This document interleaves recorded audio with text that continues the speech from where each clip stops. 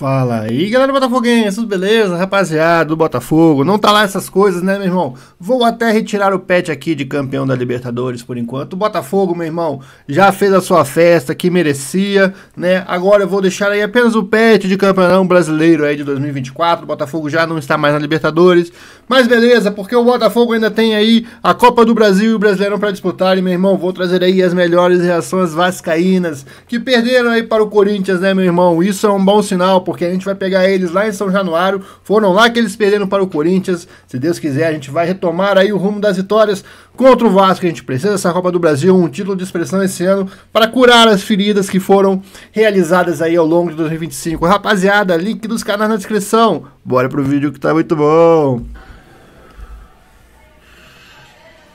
Cara, que cansaço, mano.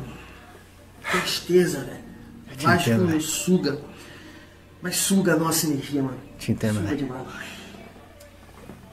Família, assim, primeiramente, eu gostaria de dizer que eu te entendo perfeitamente. Eu tô sentindo a mesma coisa nesse momento. Tristeza, raiva, vontade de descontar em alguma coisa, em alguém. Não, né? não. Faz não. Parte. Faz Eu não. sinto a mesma coisa que você. não. Então eu entendo perfeitamente, né, os desabafos em relação às minhas opiniões, a galera saindo do canal, né, com a derrota, com a situação, entendo perfeitamente. E eu acho isso super normal, não vejo problema nenhum, porque entendo perfeitamente, estou te dizendo. Eu, nesse momento, estou com o mesmo sentimento que você. O mesmo sentimento. De raiva, de frustração, Sentimento de não pode na parar. alma. Então eu entendo perfeitamente você pegar o canal, o Thiago, e desabafar. Eu não quero ver a cara desse moleque que fala isso, que fala tal coisa. Perfeito, pô. Perfeito. Eu vou arrumar o meu jeito também de desabafar. Você fica tranquilo em relação a isso. Ai. Cara, mas é difícil, né, fazer esse pós-jogo. Realmente, porque eu não sei nem por onde começar, né? Mais uma derrota jogando em casa. Que urucubaca é essa? Que freguesia é essa que a gente tem contra eles, cara? Tomara que venha mais uma É aí. uma coisa surreal, né? O Corinthians tinha... Em 11 jogos ganhou um jogo. O Corinthians, eu acho que isso foi em maio, abril, sei lá, fez 4 gols no Internacional pelo Campeonato Brasileiro. Voltou a fazer 2 gols, né, no jogo contra o Palmeiras na Copa do Brasil. Palmeiras também com um jogador a menos. Eu tava vendo um canal corintiano destacando isso, que o Corinthians faz pouquíssimos gols, né?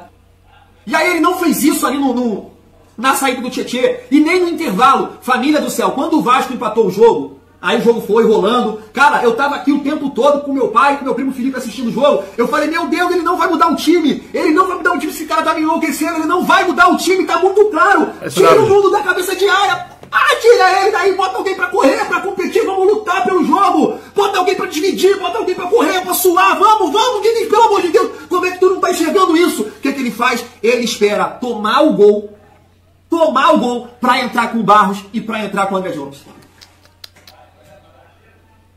Vasco 2, Corinthians 3. É inacreditável como o Vasco não consegue ganhar do Corinthians, cara. Ganhou ano passado, quebrou um tabu, mas já 2 jogos esse ano, 2 derrotas. É muito esquisito, cara. Com time titular, com time misto.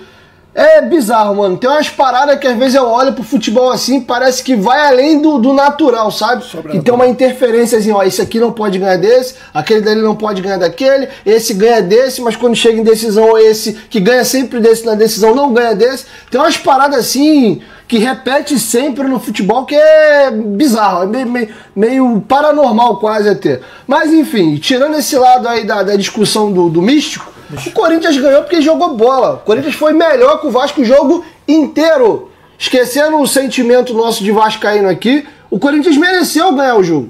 E diferente do que vinha acontecendo antes, que o Vasco ganhava, empatava e perdia, mas jogava bem todos os jogos, é bem verdade que menos ganhava do que empatava e perdia, que isso era algo para se ajustar. O Vasco vem agora de 2 jogos preocupantes. Ele entregou o jogo com 15 minutos, um pênalti com 20 segundos e um gol idiota numa transição, e ainda assim, hora nenhuma, o Vasco esboçou alguma reação contra o Juventude de que, ó, vou tentar empatar. Sei. Agora, tu compara a entrada do Gomes com o GB, é deprimente. Então, pensando pra essa sequencinha agora, em vez de botar o Jair pra, começar jogo do Botafogo, Pô, ao invés de Jair, é o Barros, pô. Bota o moleque pra jogar.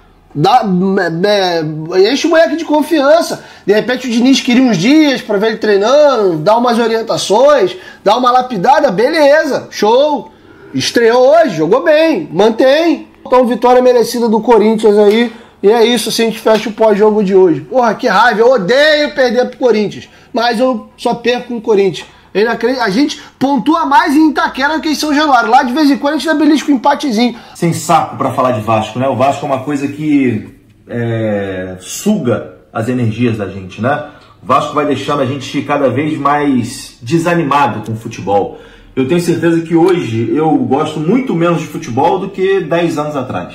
Porque o Vasco vai fazendo a gente perder aquela vontade, né, de assistir um jogo, de torcer por um time. O Vasco vai deixando a gente, enfim, entristecido, desanimado. Hoje, indo para São Januário, eu até comentei com alguns amigos que, pô, tô indo hoje no automático, porque, sinceramente, a vontade era de fazer outra coisa melhor. Eu lembro que uns anos atrás, cara, pô, pra mim, domingo, quarta-feira, ou em momentos ainda piores, né, terça-feira, sexta-feira, meu amigo, não importa, o jogo do Vasco é sagrado. Já acordava, pô, não quero ir no jogo, quero ir pra São Januário. Hoje, pô, eu vou meio que na obrigação. Eu sei que eu não tenho obrigação de ir, tá?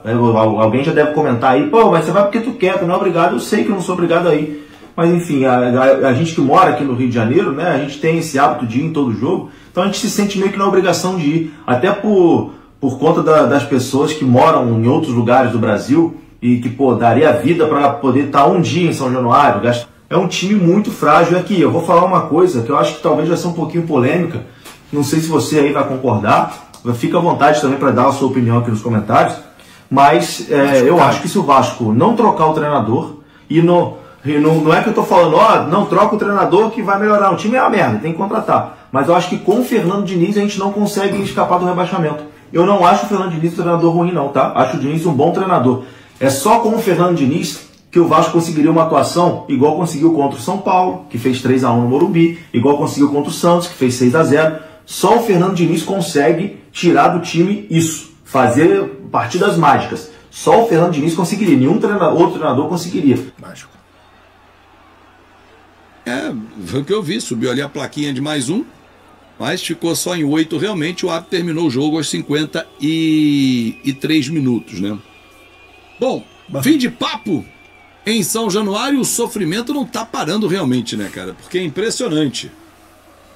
O sofrimento não pode parar. E o Verratti tá discutindo ali com alguém, não sei se é o André Ramalho, não sei com quem é, ele tá discutindo com alguém. O Verratti tá brigando ali com alguém. Cara, revoltante. A atuação do Vasco é muito distante do que a gente imaginava. Um time que no primeiro tempo entrou com a formação que acho que todos os torcedores pediam. E aí eu concordo com o Diniz, com a escolha dele, né? Mas assim, cara, o problema é que o jogo vai se desenvolvendo e a leitura de jogo do Diniz, ela é horrorosa, horrorosa, horrorosa. Ele não consegue fazer uma leitura de jogo que coloque o Vasco numa outra situação. Espero que ele leia o jogo aí assim. Quando o Tietê machuca, contra nós, ele resolve improvisar. Ele coloca o Verratti e empurra o Vasco para frente. Não, ele traz o Nuno para trás para volante. Então assim, o elenco é limitado? É. Era um jogo que era para perder em casa? Não. Agora, a forma como o time foi montado para o jogo, durante o jogo, não a montagem inicial. A montagem inicial foi a melhor formação, já que o PH está machucado, né? Agora, durante o jogo, cara, na boa, obrigado, Lucas. O Diniz leu o jogo muito mal, muito mal. Vamos lá, será que era tão simples assim? Era tão simples assim colocar o Barros na vaga do Tietê e não destruir o meio-campo? Ponto. Será que era difícil isso? Não. Será que era tão difícil tirar o Nuno no intervalo e colocar o Verratti para o segundo tempo?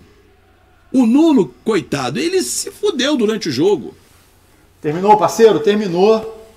Infelizmente, Vasco da Gama 2, Corinthians 3, cara. É mais uma derrota do Vasco.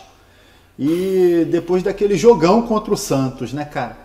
O vascaíno, ele não consegue ter paz, não consegue ter tranquilidade uma semana completa, né, cara?